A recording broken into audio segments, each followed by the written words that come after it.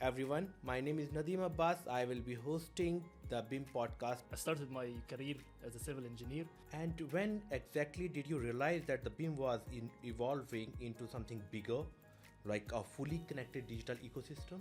The client requirements and the construction field now is not just looking for someone who can deliver drawings or design and that's it. No.